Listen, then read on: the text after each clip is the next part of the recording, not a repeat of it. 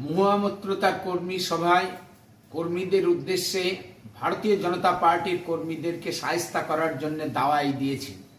তিনি পরিষ্কারভাবে বলেছেন, যেখানে নিম পাতা দরকার সেখানে নিম পাতা, যেখানে মধু দরকার সেখানে মধু, এবং পরিষ্কারভাবে আরও উল্লেখ করেছেন যে সমস্ত প্রশাসন তার হয়ে কাজ করবে। এই ব্যাপারে দলের সঙ্গে তার কথা হয়েছে, যেখানে যা দরকার সেই ব্যবস্থায় তিনি করবেন। তার কৃষ্ণনগরের সিদ্ধেশ্বরী কালীবাড়ির পাশে তার অফিসে আসতে বলেছেন, জেতার জন্য যা যা দরকার মাল দেবেন, ঠিক এই ভাষাতে তিনি উল্লেখ করেছেন। আমি শুধু কৃষ্ণনগরের লোকসভা কেন্দ্রের সমস্ত নির্বাচক মণ্ডলী নয়, সারা বাংলার মানুষের কাছে আবেদন করব যে একজন নারী যদি বিপার্জিতা হয় কত বড় ভয়ঙ্কর হতে পারে। আমরা দেখেছি লোকসভায় তার ভূমিকা, ঘুষ নিয়ে যিনি লোকসভায় কথা বলেন, যে কারণে তিনি সাসপেন্ড হয়েছেন, লোকসভা থেকে বহিষ্কৃত হয়েছেন। এরকম একজন নেত্রী, তার জঙ্গি মানসিকতা নিয়ে তিনি 18 তৃণমূল কংগ্রেসের সন্ত্রাসকে ফিরিয়ে আনতে চান।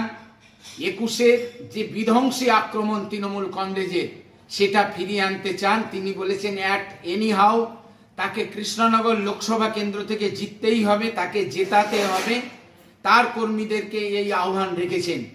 নদিয়া জেলার সংস্কৃতির পীঠস্থান, যেখানে চৈতন্য মহাপ্রভু জন্মগ্রহণ করেছেন, যেখানে কবি দ্বিজেন্দ্রলাল রায় জন্মগ্রহণ করেছেন, যেখানে জেন চৌধুরী জন্মগ্রহণ করেছেন, যেখানে পণ্ডিত লক্ষ্মীকান্ত মৈত্র জন্মগ্রহণ করেছেন, যতীন্দ্রমোহন বাগচির স্মৃতিধন্য এই জেলা, আর সেই জেলাকে সন্ত্রাসের মুখে পড়তে হবে। তিনি বলেছেন যা কিছু দরকার সমস্ত ব্যবস্থা করবে, আর দলের সঙ্গে তার কথা হয়ে গেছে।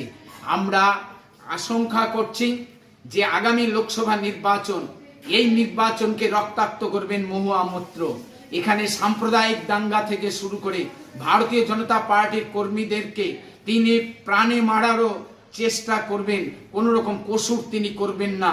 তাই সমস্ত বাংলার নির্বাচক মণ্ডলীর কাছে, জাতীয়তাবাদী মানুষের কাছে, সর্বোপরি কৃষ্ণনগর লোকসভা কেন্দ্রের সমস্ত মানুষের কাছে আহ্বান করছি যে এই বিধ্বংসী শক্তির বিরুদ্ধে সকলে সংঘবদ্ধভাবে হন, সামাজিকভাবে তৃণমূল কংগ্রেসকে বয়কট করুন, এবং যে মহুয়ামৈত্র যে ভারতবর্ষের পার্লামেন্টকে কলঙ্কিত করেছেন, যে তাকে কোনো অবস্থাতে পুনর্নির্বাচিত না করা, এখান থেকে ভারতীয় জনতা পার্টির সাংসদদেরকে নির্বাচিত করে দিল্লির পার্লামেন্টে পাঠিয়ে নরেন্দ্র মোদীর হাত শুধু নয়, দেশ মাতার হাতকে শক্ত করুন।